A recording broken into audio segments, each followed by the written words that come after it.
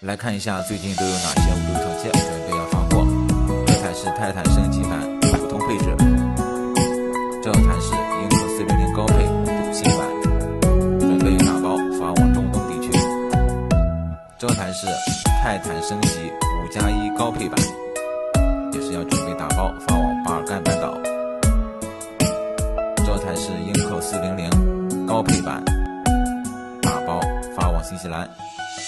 这才是西欧客户定制的中国红的颜色，泰坦升级5+1高配版，带有镭射安全门，准备打包发货。这台是美国客户的维持500升级版。